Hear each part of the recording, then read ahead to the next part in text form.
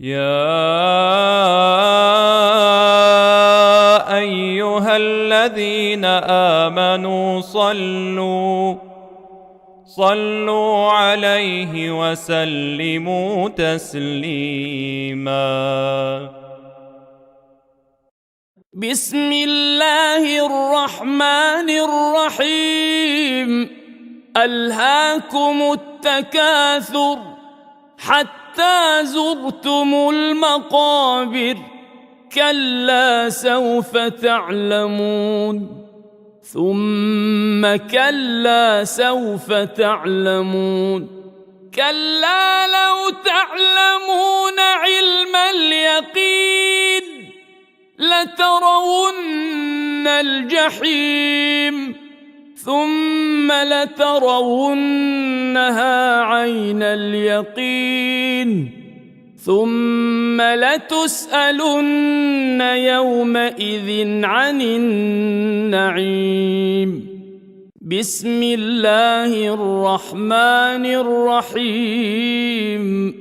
والعصر إن الإنسان لفي خسر إلا الذين آمنوا وعملوا الصالحات وتواصوا بالحق وتواصوا بالصبر. بسم الله الرحمن الرحيم.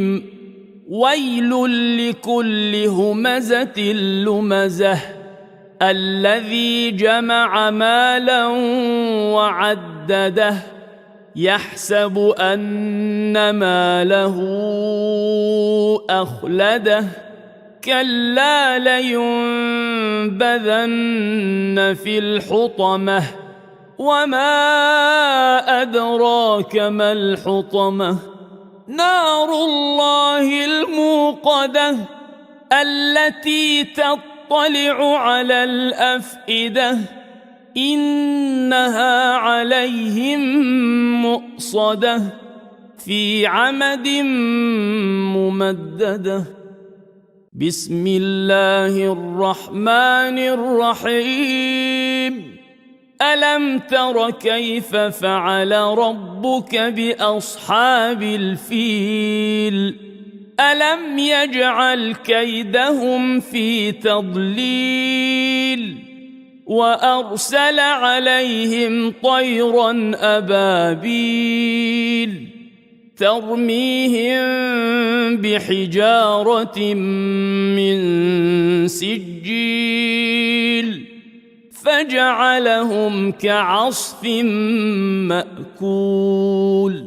بسم الله الرحمن الرحيم.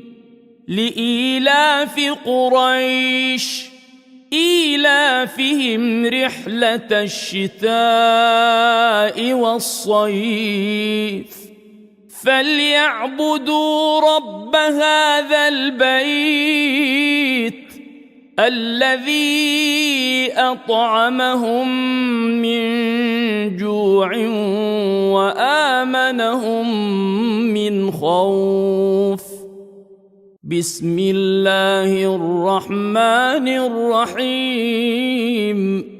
أرأيت الذي يكذب بالدين فذلك الذي يدع اليتيم ولا يحض على طعام المسكين فويل للمصلين الذين هم عن صلاتهم ساهون الذين هم يراءون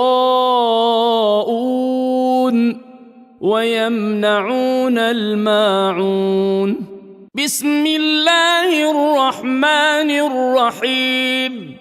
إنا أعطيناك الكوثر فصل لربك وانحر إن شانئك هو الأبتر. بسم الله الرحمن الرحيم. قل يا أيها الكافرون لا أعبد ما تعبدون ولا أنتم عابدون ما أعبد ولا أنا عابد ما عبدتم ولا أنتم عابدون ما أعبد لكم دينكم ولي دين. بسم الله الرحمن الرحيم. إذا جاء نصر الله والفتح ورأيت الناس يدخلون في دين الله أفواجا فسبح بحمد ربك واستغفره إنه كان توابا. بسم الله الرحمن الرحيم. تبت يدا أبي لهب وتب ما أغنى عنه ماله وما كسب سيصلى نارا ذات لهب وامرأته حمالة الحطب في جيدها حبل من مسد. بسم الله الرحمن الرحيم. قل هو الله أحد الله الصمد لم يلد ولم يولد ولم يكن له كفوا أحد. بسم الله الرحمن الرحيم.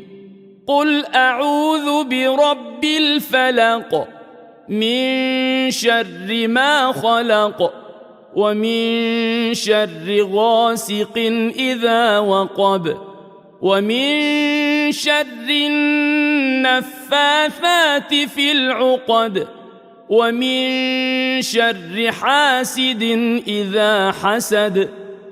بسم الله الرحمن الرحيم. قل أعوذ برب الناس ملك الناس إله الناس من شر الوسواس الخناس الذي يوسوس في صدور الناس من الجنة والناس.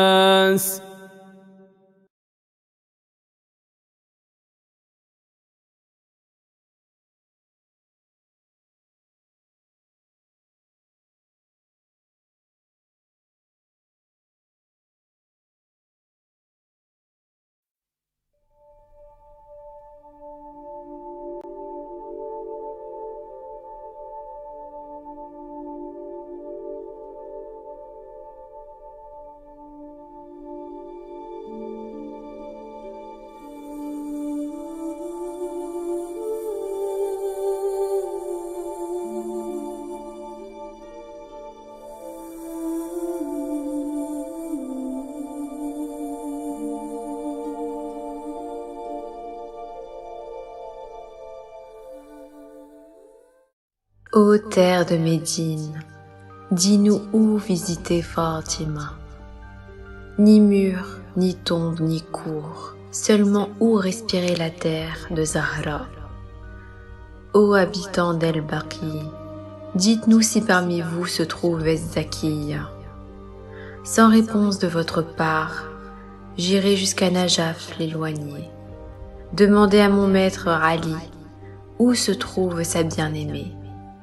Ô Ali au cœur blessé, de nuit tu as dû la transporter pour l'enterrer. Et tes larmes sur sa tombe se sont déversées pour tout ce que Fatima a enduré. Tant de jours tristes et de nuits passées se sont écoulés, tant de larmes du matin au soir. Rien n'était pour elle après son père comme auparavant.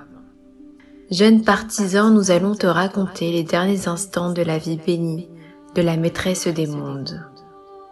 La maison de Fatima et la demeure du prophète Mohammed étaient plongées dans le silence. Fatima était encerclée chez elle comme une colombe, prisonnière entre la douleur du départ de son père et le droit de Ali usurpé. Puis, des bruits et des voix terrifiantes derrière sa porte s'élevèrent menaçant de tout brûler. Puis l'ordre a été donné, la porte a été brisée. Ali enchaîné, la fille de Mohammed a été frappée et sa maison brûlée. Son âme et son corps souffraient, elle était comme un oiseau blessé, enfermé dans une cage de tristesse.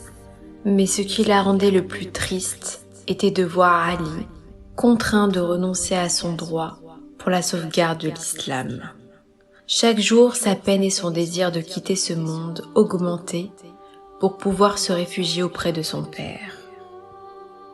Aux derniers instants de sa vie, Fatima confia à Ali son testament et lui dit « Ô refuge du peuple de Mohammed, imam des deux mondes, le moment approche où nous allons être séparés l'un de l'autre. Bientôt je vais m'éloigner de vous et rejoindre mon père. Je fuis ce monde plein de calamités. Je te demande, ô Ali, de m'enterrer en pleine nuit et que personne d'autre que toi et nos proches ne sache où je me trouve. Garde le secret du lieu de ma tombe. Je ne veux pas de ceux qui m'ont fait du mal. Et viens me rendre visite de temps en temps pour me réciter du Coran, mon cher Ali. » Puis elle appela ses enfants. Elle les embrassa les uns après les autres. Elle envoya El-Hassan et El-Hussein avec leur père visiter la tombe de leur grand-père Mohammed. On nous rapporte qu'elle garda Zaynab auprès d'elle pour lui faire ses dernières recommandations. « Ô Fatima, que pouvais-tu confier à une petite fille de 5 ans ? Ma petite fille Zaynab, lorsque ton frère Hussein sera un jour de Muharram seul, sans personne pour le défendre et le secourir sur la terre de Karbala, ma fille respire et sent de ma part son cou et sa poitrine. » Jusqu'à son dernier souffle, Fatima az-Zahra a prié et pleuré pour nous. Les derniers instants de sa vie en direction de la Qibla, elle récita « Ô Seigneur, ô mon Maître, je te demande par ceux que tu as choisis, Mohammed el-Mustafa et Ali el-Murtada, et pour les larmes et l'affliction de mes enfants qui seront séparés de moi.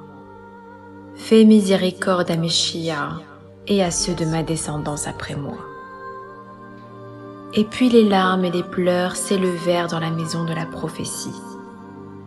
Fatima avait fermé les yeux. La fille de Mohammed est partie le rejoindre. Alors que dans les cieux les anges alignés attendent son arrivée, une bougie de douleur s'est allumée chez Ali et dans sa demeure.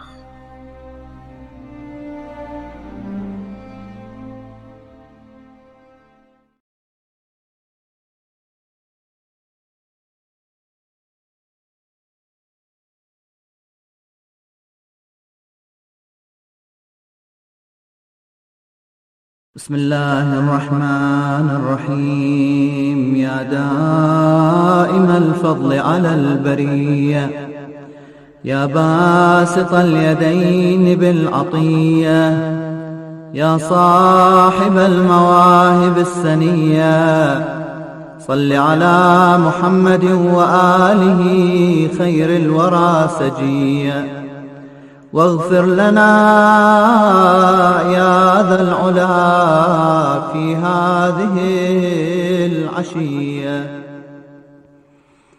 بسم الله الرحمن الرحيم.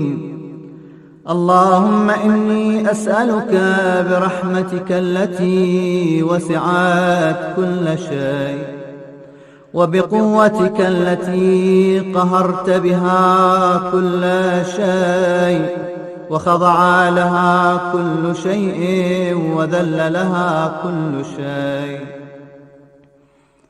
وبجبروتك التي غلبت بها كل شيء، وبعزتك التي لا يقوم لها شيء، وبعظمتك التي ملأت كل شيء، وبسلطانك الذي على كل شيء، وبوجهك الباقي بعد فناء كل شيء،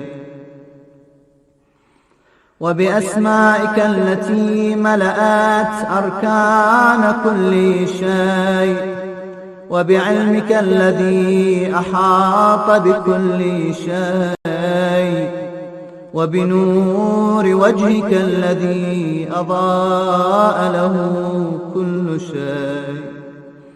يا نور يا قدوس يا أول الأولين ويا آخر الآخرين. اللهم اغفر لي الذنوب التي تهتك العصام، اللهم اغفر لي الذنوب التي تنزل النقام، اللهم اغفر لي الذنوب التي تغير النعام، اللهم اغفر لي الذنوب التي تحبس الدعاء، اللهم اغفر لي الذنوب التي تنزل البلاء، اللهم اغفر لي كل ذنب أذنبته وكل خطيئة أخطأتها.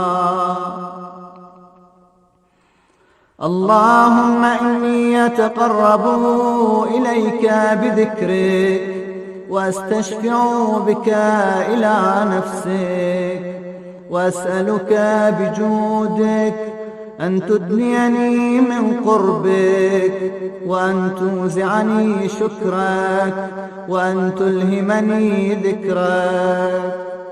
اللهم إني أسألك سؤال خاضع متذلل خاشع، أن تسامحني وترحمني وتجعلني بقسمك راضيا قانعا، وفي جميع الأحوال متواضعا. اللهم وأسألك سؤال من اشتدت فاقته وأنزل بك عند الشدائد حاجته، وعظم فيما عندك رغبته. اللهم عظم سلطانك وعلى مكانك، وخفي مكرك، وظهر أمرك، وغلب قهرك، وجرت قدرتك، ولا يمكن الفرار من حكومتك. اللهم لا أجد لذنوبي غافرا، ولا لقبائحي ساترا، ولا لشيء من عملي القبيح بالحسن مبدلا غيرك. لا إله إلا أنت سبحانك وبحمدك. ظلمت نفسي وتجرأت بجهلي، وسكنت إلى قديم ذكرك لي ومنك علي. اللهم مولاي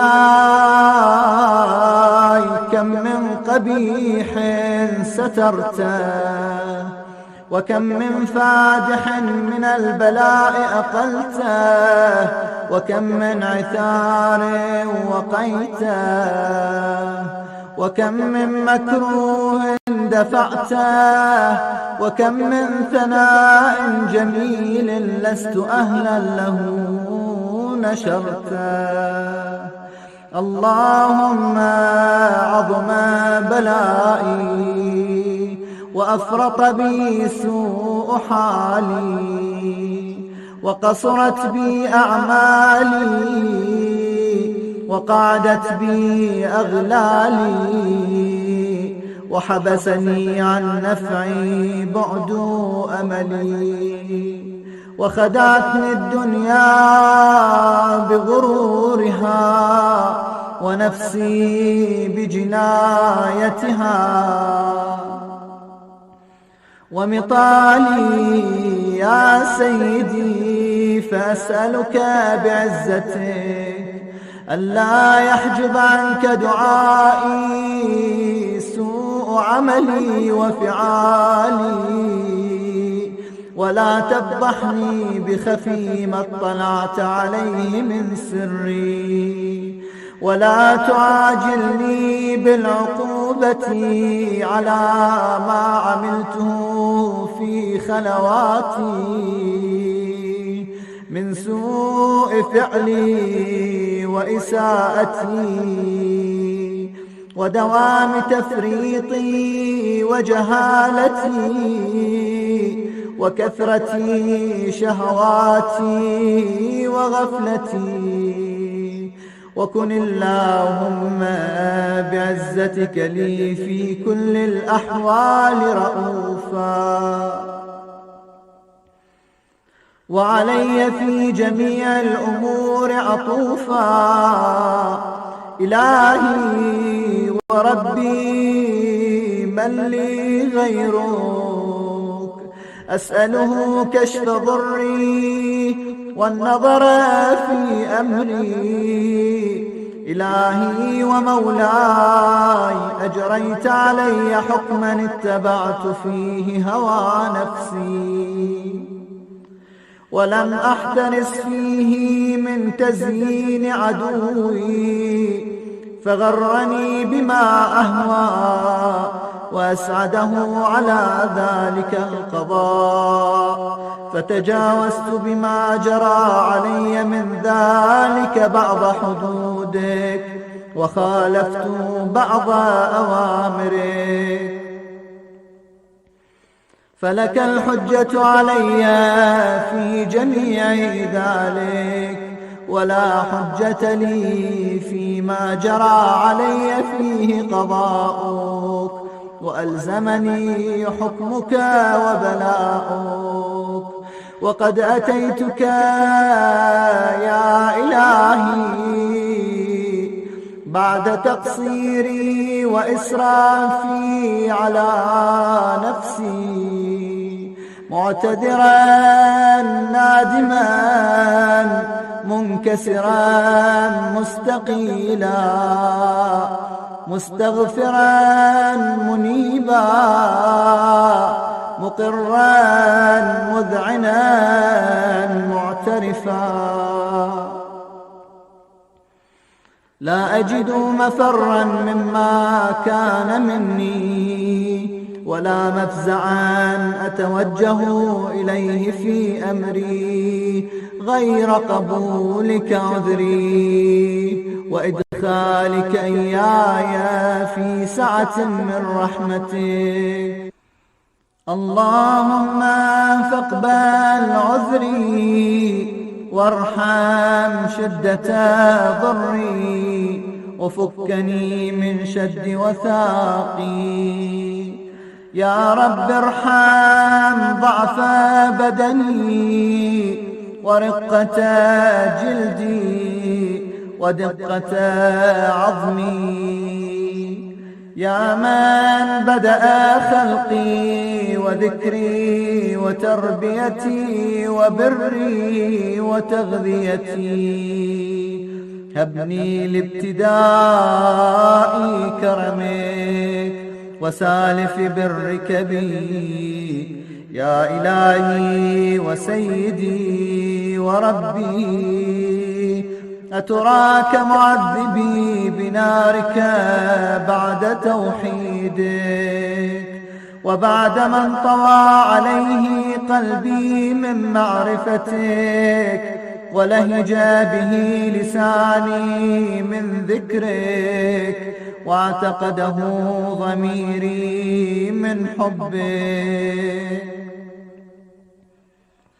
وبعد صدق اعترافي ودعائي خاضعا لربوبيتك، هيهات أنت أكرم من أن تضيع من ربيته، أو تبعد من أدنيته، أو تشرد من آويته، أو تسلم إلى البلاء من كفيته ورحمته. وليت شعري يا سيدي وإلهي ومولاي، أتسلط النار على وجوه خرت لعظمتك ساجدا، وعلى ألسن نطقت بتوحيدك صادقا، وبشكرك مادحا، وعلى قلوب اعترفت بإلهيتك محققا، وعلى ضمائر حوت من العلم بك حتى صارت خاشعة، وعلى جوارح سعت إلى أوطان تعبدك طائعة، وأشارت باستغفارك مذعنا. ما هكذا الظن بك، ولا أخبرنا بفضلك عنك يا كريم. يا رب وأنت تعلم ضعفي عن قليل من بلاء الدنيا وعقوباتها، وما يجري فيها من المكاره على أهلها، على أن ذلك بلاء ومكروه قليل مكثوه، يسير بقاؤه، قصير مدته.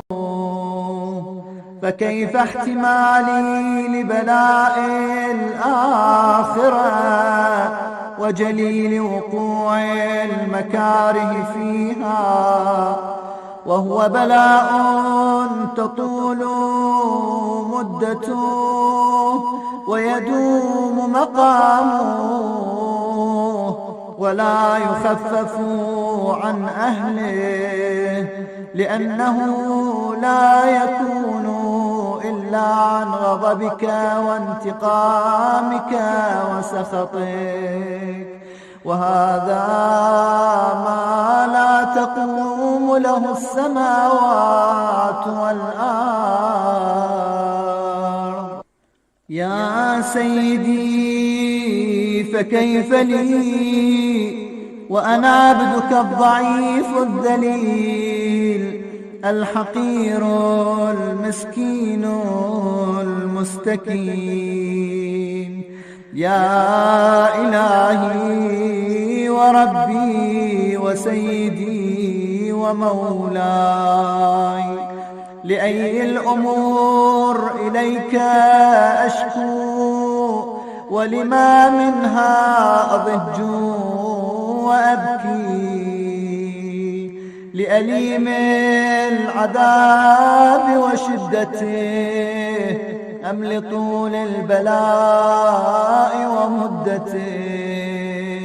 فلئن صيرتني للعقوبات مع أعدائك، وجمعت بيني وبين أهل بلائك، وفرقت بيني وبين أحبائك وأوليائك، فهبني يا إلهي وسيدي ومولاي وربي.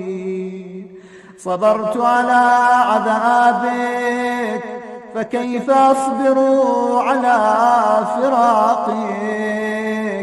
وهبني صبرت على حر نارك، فكيف أصبر عن النظر إلى كرامتك؟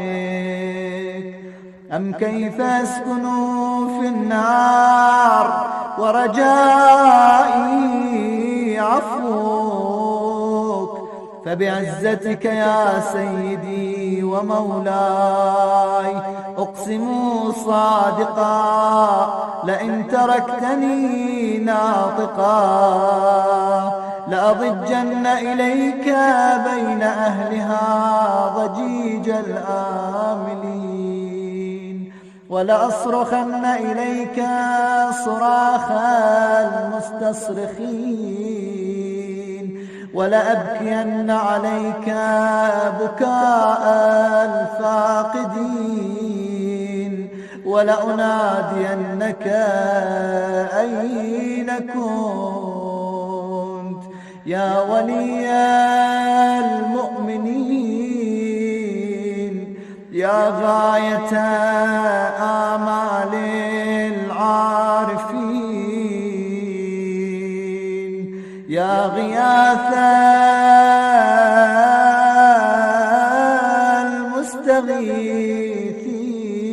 المستغيثين، يا حبيب قلوب الصادقين،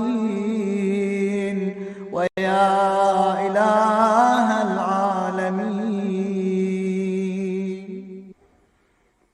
أفتراك سبحانك يا إلهي وبحمدك تسمع فيها صوت عبد مسلم سجن فيها بمخالفته، وذاق طعم عذابها بمعصيته، وحبس بين أطباقها بجرمه وجريرته، وهو يضج إليك ضجيج مؤمل لرحمتك، ويناديك بلسان أهل توحيدك، ويتوسل إليك بربوبيتك. يا مولاي فكيف يبقى في العذاب وهو يرجو ما سلف من حلمك؟ أم كيف تؤلمه النار وهو يأمل فضلك ورحمتك؟ أم كيف يحرقه لهيبها وأنت تسمع صوته وترى مكانه؟ أم كيف يشتمل عليه زفيرها وأنت تعلم ضعفه؟ أم كيف يتقلقل بين أطباقها وأنت تعلم صدقه؟ أم كيف تزجره زبانيتها وهو يناديك يا رب؟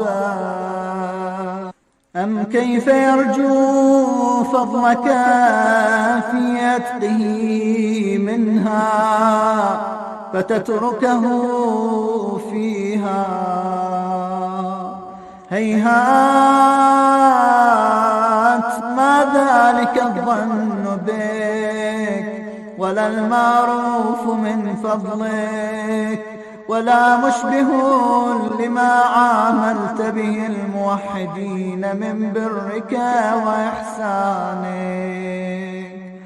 فباليقين أقطع لولا ما حكمت به من تعذيب جاحديك وقضيت به من إخلاد معانديك، لجعلت النار كلها بردا وسلاما، وما كان لأحد فيها مقرا ولا مقاما، لكنك تقدست أسماؤك أقسمت أن تملأها من الكافرين من الجنة والناس أجمعين، وأن تخلد فيها المعاندين، وأنت جل ثناؤك قلت مبتدئا وتطولت بالإنعام متكرما. أفمن كان مؤمنا كمن كان فاسقا لا يستوون. إلهي وسيدي فأسألك بالقدرة التي قدرتها وبالقضية التي حتمتها وحكمتها وغلبت من عليه أجريتها، أن تهب لي في هذه الليلة وفي هذه الساعة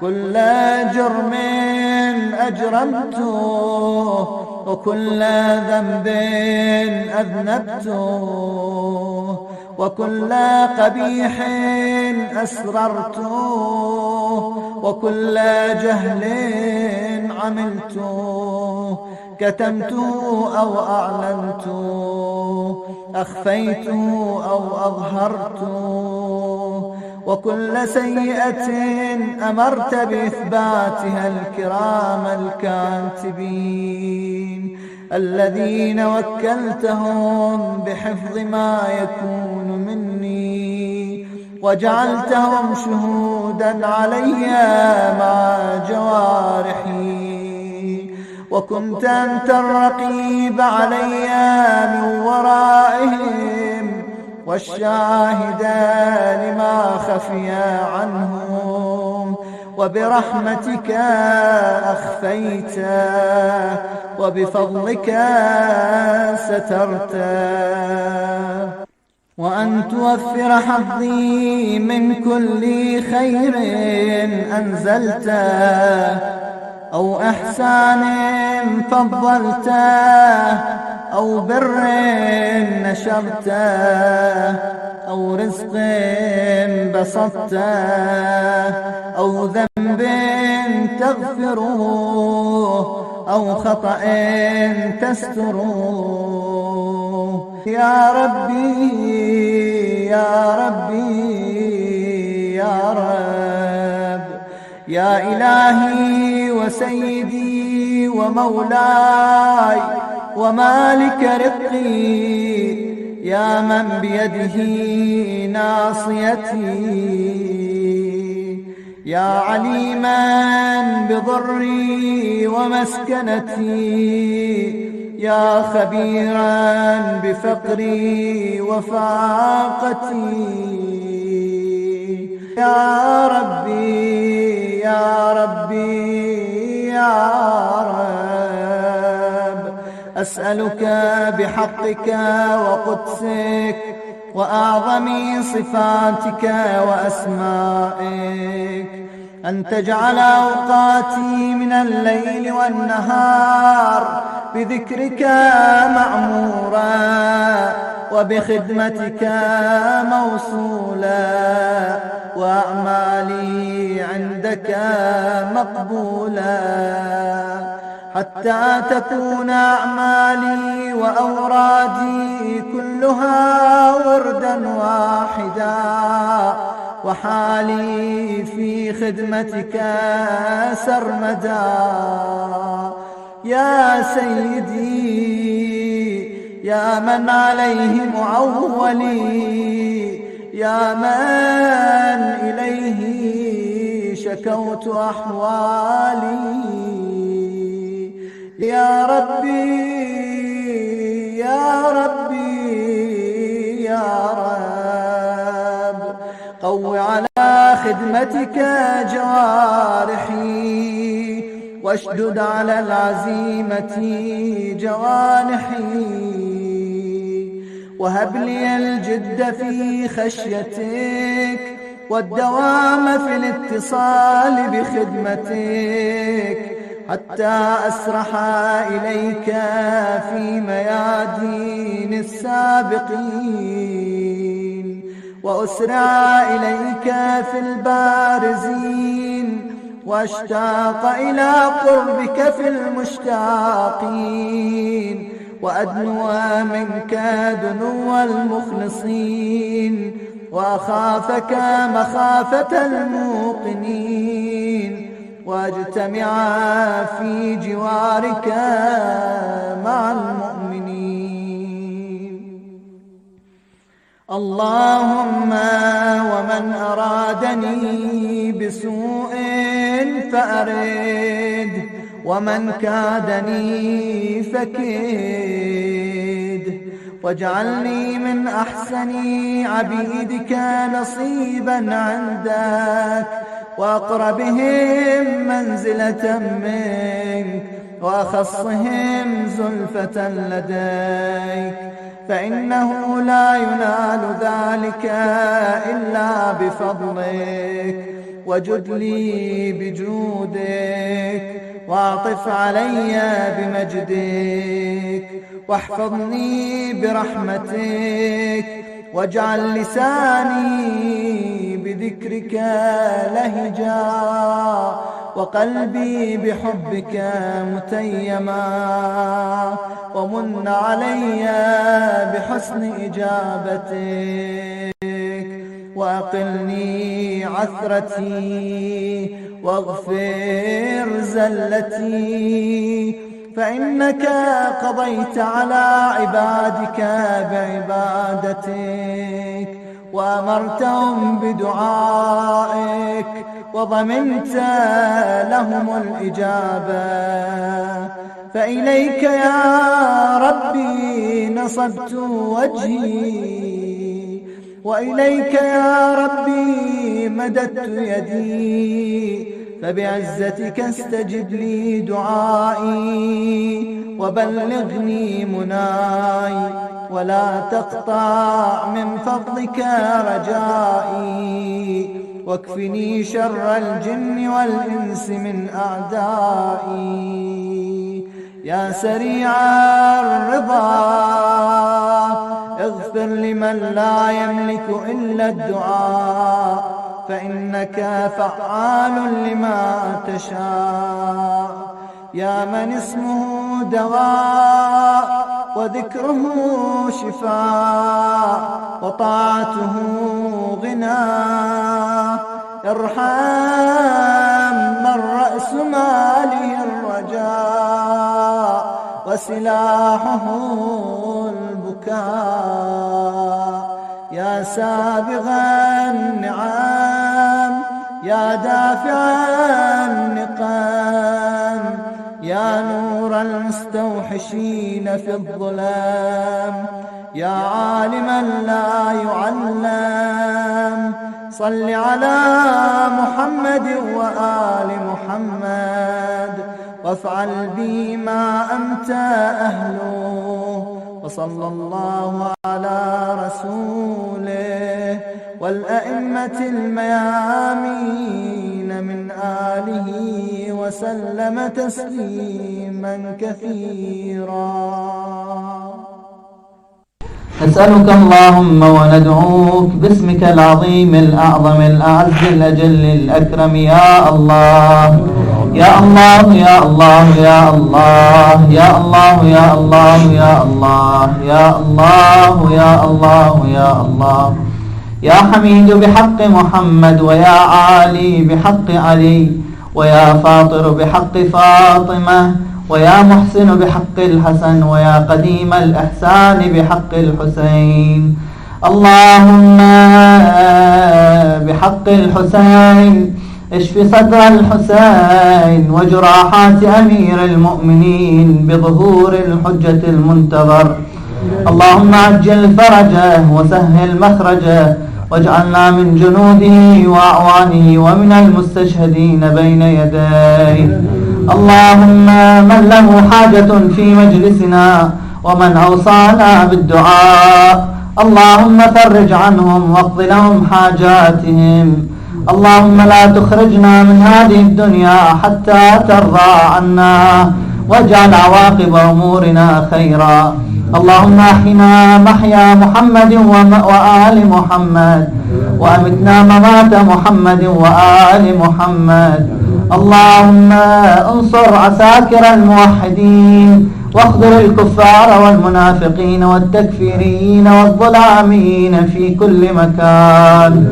اللهم صل على محمد وآل محمد واجعلنا من جندك فإن جندك هم الغالبون، واجعلنا من حزبك فإن حزبك هم المفلحون، واجعلنا من أوليائك فإن أولياءك لا خوف عليهم ولا هم يحزنون برحمتك يا أرحم الراحمين. وإلى أرواح المؤمنين والمؤمنات وإلى من أقام هذا المجلس وإلى أمواته وأموات الجالسين والمسلمين، رحم الله من يقرأ الفاتحة مع الصلوات. اللهم صل على محمد وآل محمد. الشيطان الرجيم. بسم الله الرحمن الرحيم. الحمد لله رب العالمين والصلاة والسلام على محمد وآله الطيبين الطاهرين. اللهم صل على Muhammad wa Ali Muhammad wa ajil farajahum. Comme chaque jeudi soir, nous avons une pensée à nos défunts, que Allah subhanahu wa ta'ala les accorde une place confortable au paradis. Également, nous avons une pensée très forte à nos malades, qu'Allah subhanahu wa ta'ala, incha'Allah, les guérisse, plus particulièrement ceux qui sont touchés par ce virus maudit de Covid. Inch'Allah, le monde entier, il arrive à s'en sortir et ils arrivent à trouver une solution et une sortie de cette crise sanitaire. Dans nos sessions précédentes, nous avons parlé un sujet général que nous avons, c'est le Khutbat al-Fadakiyya, et 2-3 sessions que nous avons eues, c'était sur 2 sujets que nous avons parlé. C'était d'abord la bénédiction d'Allah subhanahu wa ta'ala, que Fatima Zahra salam alayha, elle a cité en début de son khutbah, et en louant Allah subhanahu wa ta'ala que pour toute bénédiction qu'il nous a accordée. Et également elle a parlé de shukr et le remerciement sur tout ces bénédictions qu'il nous a eues. Donc ces 2 sujets nous avons traité. On a compris que bénédiction, il y a 2 sortes de bénédiction. Il y a une bénédiction qui est essentielle, permanente, et qui est l'objectif de notre création, et l'objectif est le destin que nous suivons, qui est le maqam al-ubudiyya, le statut de la servitude d'Allah subhanahu wa ta'ala, et les restes de bénédictions et les restes de faveurs que nous avons et que Allah subhanahu wa ta'ala nous a accordés. Ce sont des bénédictions intermédiaires, c'est-à-dire elles nous aident d'aller et d'avancer vers notre objectif qui est Maqam al-Ubudiyya.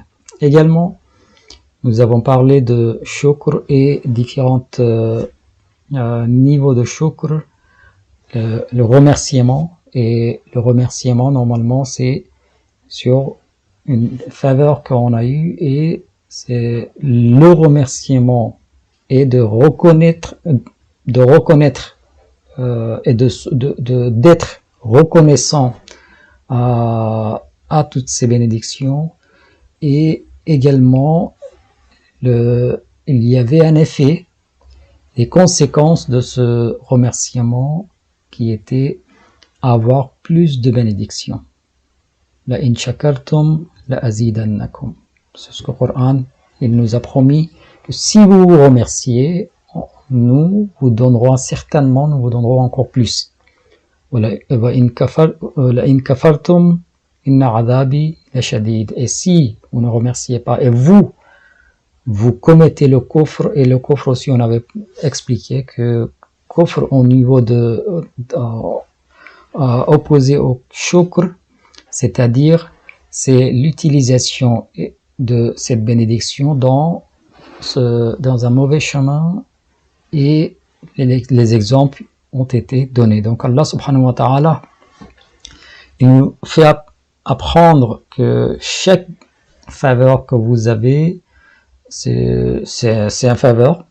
Vous profitez correctement, mais également il y a une responsabilité, c'est-à-dire vous êtes responsable d'utiliser l'argent, les enfants, tout plaisir qu'on vous a donné, profitez-en, mais dans la limite, entre guillemets, je dirais halal, c'est-à-dire autorisé, et qui n'a pas il ne faut pas qu'il aille un égarement dans l'utilisation de ces bénédictions.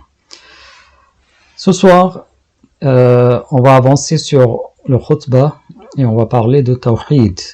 Dame Zahra salam alayha, ensuite elle continue, elle dit wa ashhadu an la ilaha illallah wahdahu la sharika lah kalimatun ja'ala al-ikhlasa ta'wilaha wa dhammana al-quluba mawsulaha wa anara fil fikrati ma'qulaha.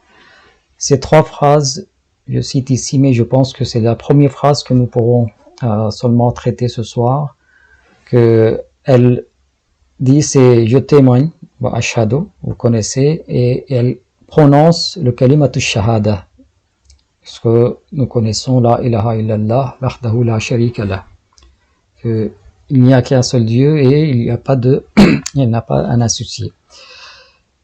Elle dit, ce kalimatu shahada, c'est-à-dire ce témoignage, c'est kalimatun, c'est une parole, ja'ala al-ikhlas, Allah subhanahu wa ta'ala, il a mis ja'ala al-ikhlasa ta'wilaha, c'est-à-dire le vrai sens et la vérité de cette parole, il l'a mis dans la sincérité, dans ikhlas.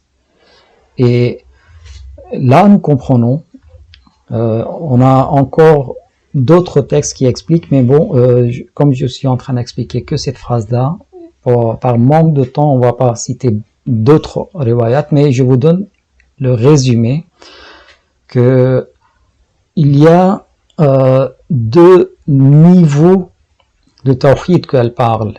Il y a un tawhid qui est zahiri, qui est apparente, qu'on l'appelle ce que nous disons, c'est ashhadu an la ilaha illallah wahdahu la sharika lah, c'est la prononciation et ce sont des paroles de tawhid.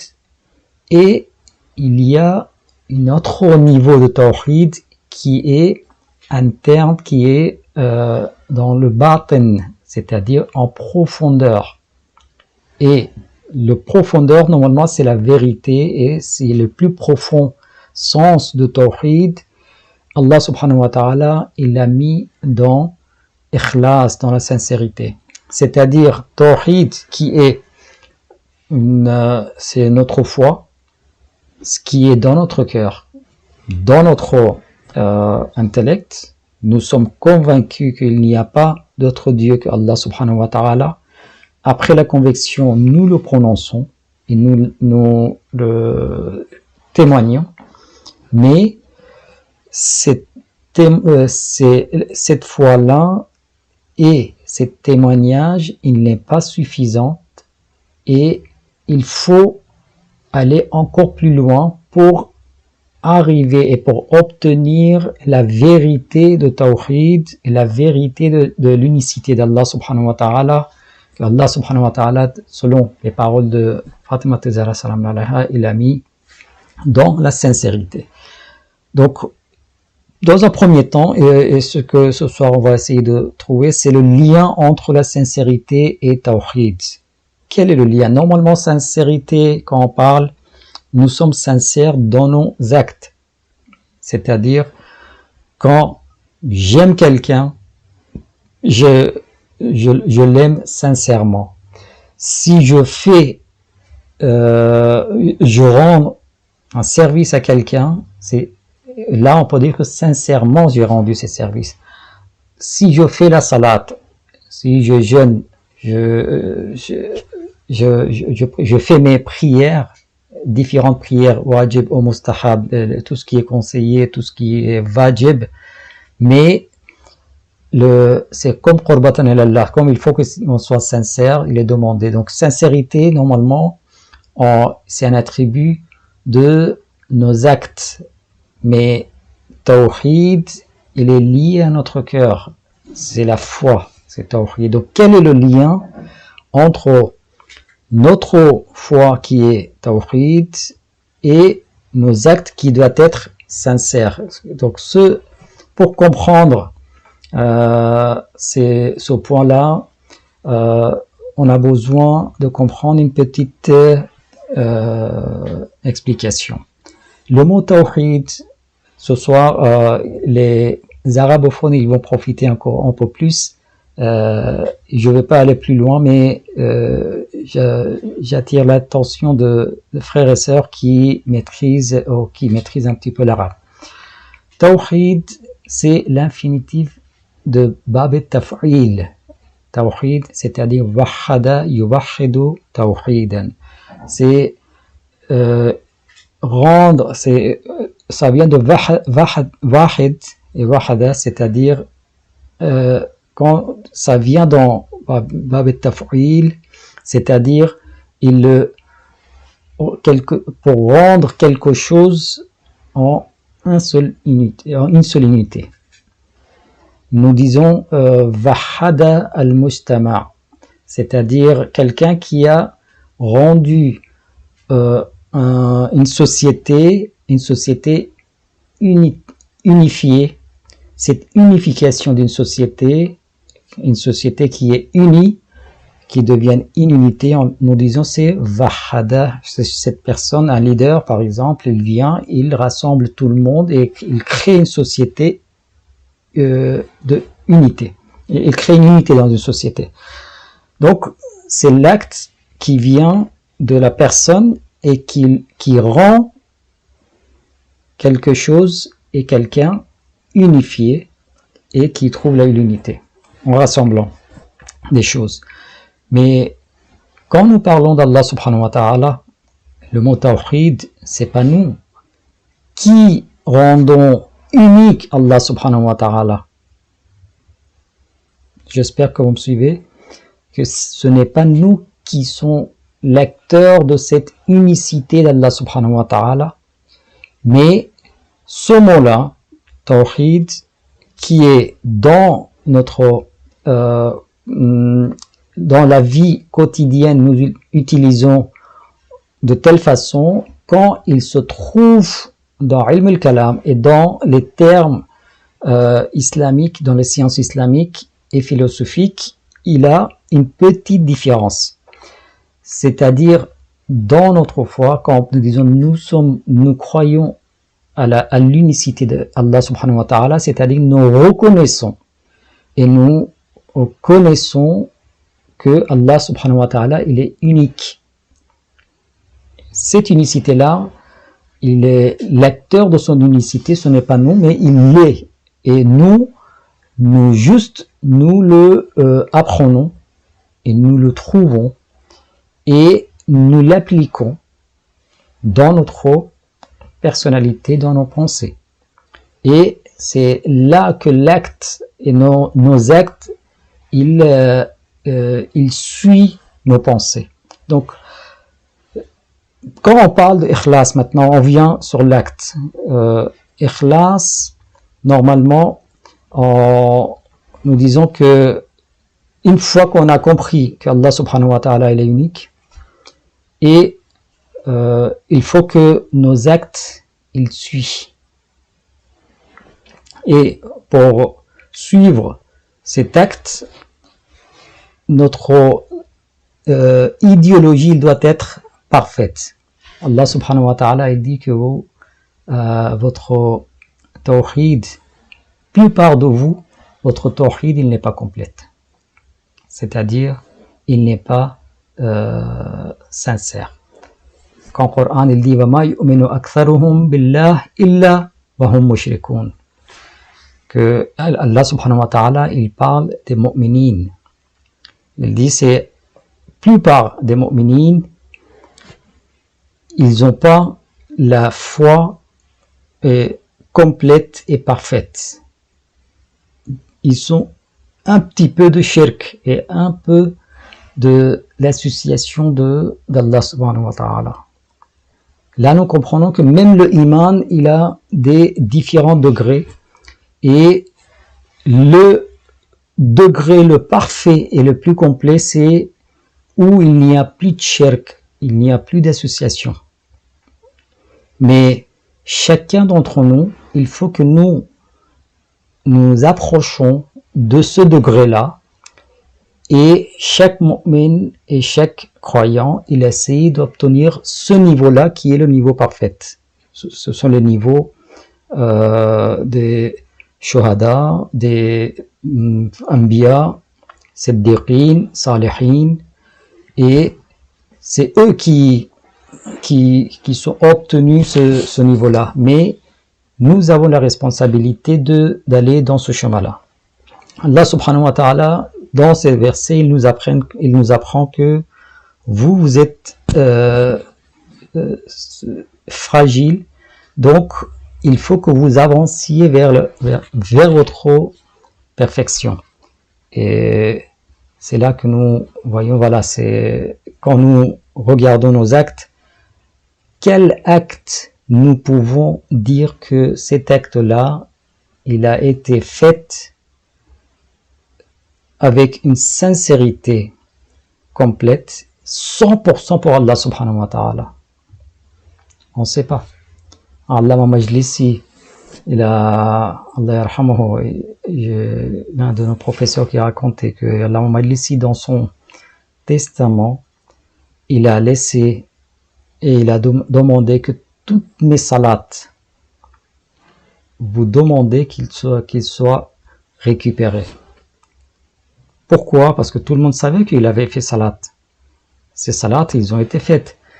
Mais c'était la crainte de Allama Majlisi que peut-être mes salats, ils n'étaient pas à hauteur de ce que Allah subhanahu wa ta'ala m'a demandé. Donc il n'était pas parfait.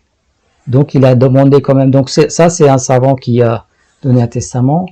Nous aussi, c'est pour nous dire que ne croyez pas que dès qu'on a fait la salat, et ben voilà, donc on a fait la salat, c'est bon, tout va bien.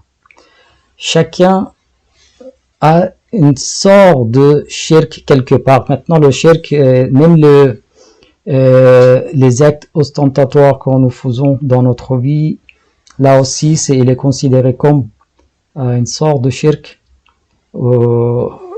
Quelqu'un il faut que chacun il juge son état, que par exemple quand il fait la salat dans un endroit où les autres personnes ils le regardent, est-ce que sa salat à ce moment-là elle est plus courte ou plus longue?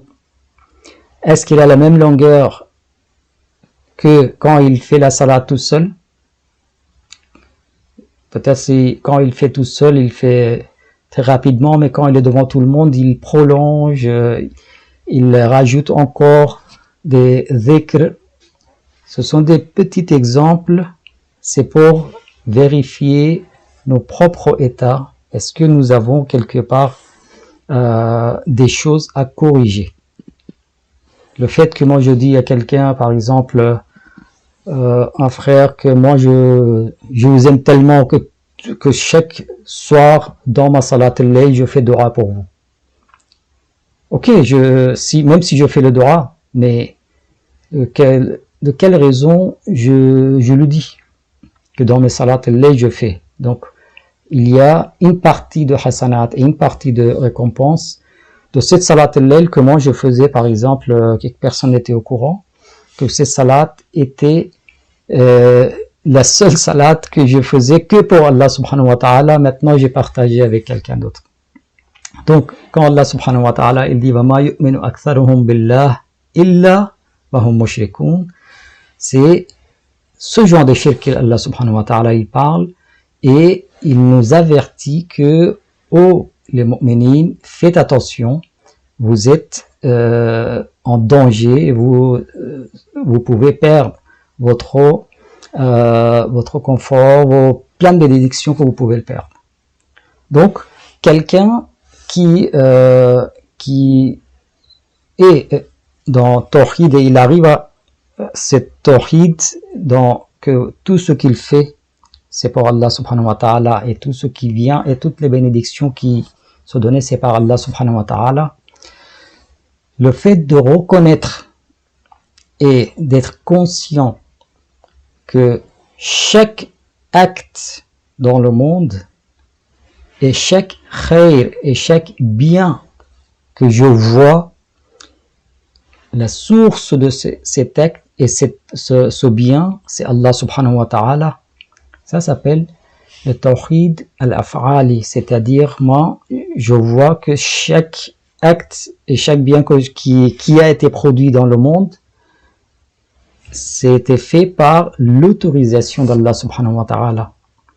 Je vous donne un exemple, que si vous arrivez quelque part à la maison et vous trouvez dans votre chambre un objet, un cadeau, et c'est votre nom qui est écrit, et c'est la personne la plus chère et plus aimée qui vous a envoyé, qui vous a mis là. Quelle sera votre réaction? D'abord, vous serez reconnaissant, merci, oui, et puis comment vous allez traiter ce cadeau-là? D'abord, vous allez remercier, et par l'acte de respect, vous allez prendre soin de cet objet, et vous n'allez jamais le perdre. Ça va rester comme un souvenir pendant toute votre vie. Ça s'appelle la reconnaissance et le shukr. Mais, tawhid al-af'ali, quand nous disons que la source de chaque bien qui arrive dans notre vie, c'est Allah subhanahu wa ta'ala, donc nous devons remercier Allah subhanahu wa ta'ala, mais également il faut remercier les intermédiaires aussi. C'est cet remerciement, la dernière fois on avait parlé que c'est un remerciement important. Mais le fait d'être conscient que la vraie source c'est Allah, cette conscience-là qu'on appelle Tawhid al-Af'ali, et quelqu'un qui arrive à obtenir cette conscience en permanence de Tawhid al-Af'ali, il voit tout ce qui est khair, il voit d'Allah subhanahu wa ta'ala, il est toujours reconnaissant. Pour remercier, il est obligé, naturellement, c'est qu'il remercie tous les intermédiaires, qui soient reconnaissants et qui soient respectifs, et comme il vit que la bénédiction, donc il est reconnaissant de chaque bénédiction qui arrive de n'importe où. Pourquoi je parle de telle façon, j'ouvre ce sujet, parce que de temps en temps, on voit certains, ils tombent dans une fausse idée que de toute façon, ce que nous gagnons, c'est Allah subhanahu wa ta'ala qui nous a donné. Donc, moi, je remercie Allah et les autres, j'oublie. Mais le fait d'avoir remercié les autres aussi, ça nous met dans le chemin et dans le vrai chemin d'Allah subhanahu wa ta'ala. Nous devons être reconnaissants, même le salaire que je trouve et que je touche dans une société que je travaille. Si je dis je travaille, donc j'ai un salaire. Donc pourquoi je remercie telle personne? Pourquoi je remercie Allah subhanahu wa ta'ala, ça suffit. Non, il faut remercier même votre patron. Et ce remerciement, si il est fait avec la conscience que Allah subhanahu wa ta'ala qui est la source, donc il prend la valeur que lui aussi, il va être traité comme un intermédiaire que Allah subhanahu wa ta'ala, il a choisi cette personne-là pour m'envoyer mon rizq et mon faveur. Donc, ce sont des choses très subtiles que les Ahl Bayt alayhi salam, dans l'école de Ahl Bayt alayhi salam, nous trouvons en détail. Regardez dans les Munajat Khamsa Ashar de Imam Sajjad alayhi salam, dans sur les salat al-huquq, chaque bénédiction, chaque chose qu'Allah subhanahu wa ta'ala il a donné, comment il remercie et comment il explique ensuite les droits et les obligations que nous avons devant ces faveurs que nous avons dans notre vie. Et c'est ce qu'il donne, il donne le vraie manière de vie, c'est-à-dire comment il faut vivre, avec quel concept et quel point de vue il faut voir la vie et comment traiter les autres. Donc si nous trouvons la source Allah, les intermédiaires, parfois ils sont des mu'minines, parfois ils sont des kuffars, parfois ils ont des personnes que nous ne connaissons pas. Il y a parmi ces intermédiaires, il y a des choses ce sont des choses, c'est-à-dire ils ont même pas le choix, ça arrive, on a pris un fruit, les plantes, ils n'ont pas de conscience, donc non, il faut remercier même les objets que nous trouvons autour de nous, parce que ces objets-là, qui nous servent dans notre vie, qui facilitent notre vie, c'est Allah subhanahu wa ta'ala. Sur chaque chose, il y a une volonté divine qui a été marquée, c'est-à-dire chaque morceau et chaque graine que je mets dans ma bouche, c'était écrit. Et ce qui est, quand nous disons, c'est la tradition, nous disons que si quelque chose, il y a un morceau du pain, c'est mon nom est écrit par Allah subhanahu wa ta'ala, donc il va m'arriver. Personne ne peut l'arrêter. Il y a un verset dans le Coran, et Allah subhanahu wa ta'ala, il parle وَهُوَ الَّذِي يُرْسِلُ الرِّيَاحَ بُشْرًا بَيْنَ يَدَيْ رَحْمَتِهِ حَتَّى إِذَا أَقَلَّتْ سَحَابًا ثِقَالًا سُقْنَاهُ لِبَلَدٍ مَيِّتٍ فَأَنزَلْنَا بِهِ الْمَاءَ فَأَخْرَجْنَا بِهِ مِنْ كُلِّ الثَّمَرَاتِ. Il y a un long verset pour qu'est-ce qu'il est en train de dire Allah subhanahu wa ta'ala. Il développe que nous avons envoyé le vent, et le vent il a pris les nuages lourds, parce qu'il y a l'eau, il y a dedans, donc il les porte vers les terres maïyettes, les mortes, les sèches. Vous voyez, normalement c'est la terre morte, c'est une terre qui est sèche et il a besoin d'eau pour donner la vie. Donc on a envoyé le vent, et le vent, ils ont pris les nuages qui ont arrosé la terre. Nous avons encore, Allah subhanahu wa ta'ala il rajoute que nous avons descendu l'eau de ces nuages. Donc après, tous les fruits, ils ont été sortis. Moi, je me pose la question, pourquoi Allah subhanahu wa ta'ala il cite de chaque intermédiaire, c'est-à-dire chaque étape. Le vent, les nuages, il y a l'eau dedans, l'eau il descend, et puis ensuite c'est les thamarat, les fruits qui sortent. Pour quelle raison il a cité une longue phrase? Il aura dû dire que toutes les thamarat et tous les fruits que vous recevez, ça vient de moi. En fait, il est en train de dire que chaque intermédiaire et chaque étape, il faut penser à moi, que c'est moi qui vous envoie. Donc, cette conscience permanence d'Allah subhanahu wa ta'ala, c'est ça qu'il nous demande. Rappel d'Allah subhanahu wa ta'ala, dhikrullah, qui est le vrai moyen pour avoir un équilibre dans la vie. Quand, après la guerre,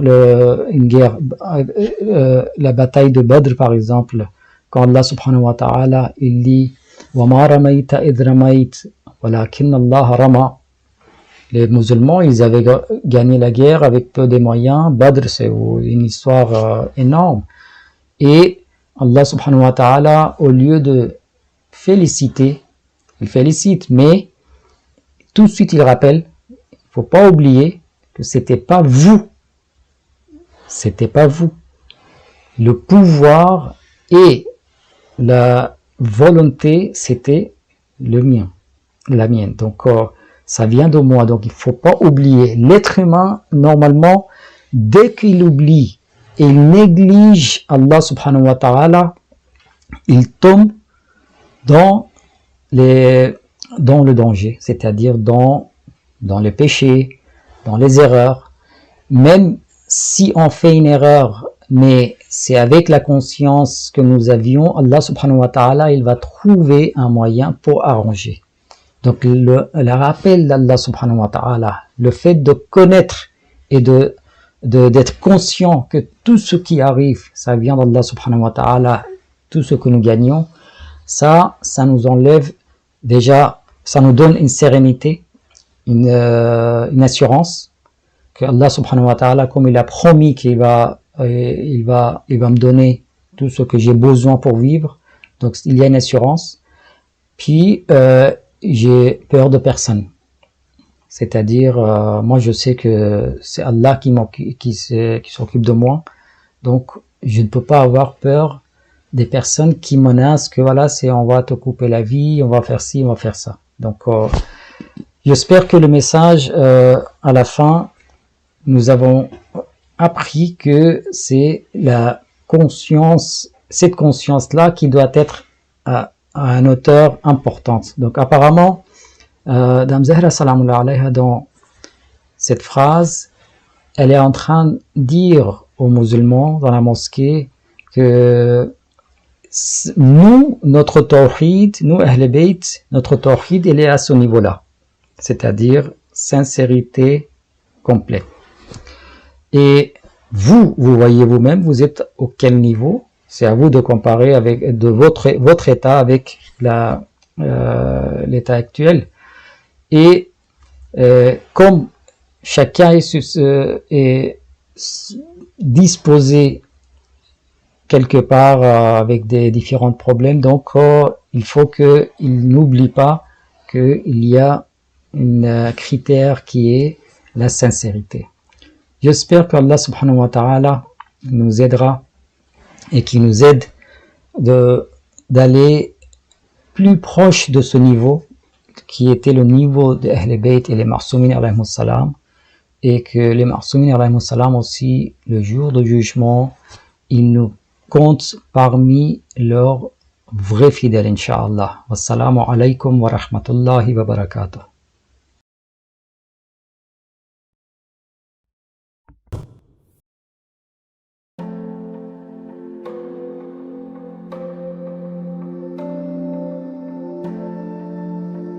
J'ai erré sur cette terre et soulevé chaque pierre où était écrit ton nom. Ce secret est le tien, à moi juste le chemin, ô fort aimé. Tel Youssouf et ses frères, du puits du silence au palais du roi, il n'y avait qu'un pas. Il fallut te taire pour t'adresser à moi et prendre ses couverts. Tu mangeras à ta faim, toi et tous les tiens. Le trésor que tu cherches est la lecture des chemins qui conduisent au ciel. Mais méfie-toi des hommes qui voient dans les loups ce qu'ils sont eux-mêmes. Tu es là, n'est-ce pas, mon maître, venu entendre ce jour ce qui relève du domaine sublime de l'être. C'est un vent qui souffle dans les rues désertées de la Médinée. Est-ce ce vent ou ce parfum qui semble chanter à la gloire de celle qui va transformer la mort en témoignage éternel? Vos visages en témoignent en une nuit pareille, du destin associé à la dame du destin. Nous, fidèles des saints, levons notre clandestinité à jamais ce soir, pour toi, ô Fatima, qui transforme à nos vies en clan des destinées fabuleuses. Notre besoin de pleurer n'est qu'une force, pour te faire honneur, ô toi, l'étoile, dans la nuit comme une guidance vers Ali. Notre seule provision réduite à la véritable source de vie, celle de ce témoignage arrivé jusqu'ici. Il n'est de Dieu qu'Allah, Mohammed est son prophète, et Ali son wali. Munis de ces gourdes pleines de l'émotion de l'exil, nos larmes pour Hussein sont notre offrande vers toi. Devant ta porte, nous les déposerons, ô Fatima. Nous sommes là pour éteindre le feu, nous sommes là pour être comptés parmi les pieux, nous asseoir devant ta porte et écouter le parfum des prières, et sentir la mélodie de la lumière. Ô Sainte Fatima, Voulez-vous que je nettoie toute cette poussière posée sur votre voile avec l'eau de mes yeux? Je sais votre renoncement au monde, mais il est, paraît-il, des reines de royaumes perchés sur les flancs des montagnes, dont les voiles ne touchent jamais terre ni la poussière. Et Fatima dit, si tu as pleuré sur mon Hossein, alors ne pleure jamais sans être sûr d'avoir le courage d'aimer la vie aussi. Je le vois dans tes yeux. Tu aurais voulu changer la tragédie et la couleur des cieux. Vous l'avez fait pour Zainab, je vous reconnaîtrai comme je vous ai reconnu dans ce monde et dans celui qui suit. Vous l'auriez fait pour Hossein sans aucun doute aussi. C'est la nuit du pardon et de l'absolution. Ô Fatima, le temps est à sa fin. Et ton seigneur de guerre, Soulaïmani le Saint, traverse aujourd'hui les deux mondes sans disparaître ni par la mort, ni par le chagrin. Mais que faire, c'est mon oncle et celui des orphelins. Son départ, je me souviens, il te suppliait, quand ce monde ne put contenir davantage son amour pour toi, ô Fatima. Tu sais ce que je vis, alors que pour toi ce fut ce cri aussi. Si mon oncle Hamza avait été là, jamais il n'aurait osé faire cela. Devenu le sanctuaire blanc, entends-tu la prière de la petite fille aux grands yeux fermés, dans la prison de Damas et du tyran? Si mon oncle Abbas avait été là lui aussi, jamais il n'aurait permis. Ainsi parlait Soleimani. Le pouvoir transformateur de la foi, il était assis là, ô sainte Rokhaya, dans la cour inondée de soleil, habillé de son sourire habituel. Son bureau militaire était ton tapis de prière, et quel plus beau tapis que celui de la petite fille aux grands yeux qui voulait de l'eau.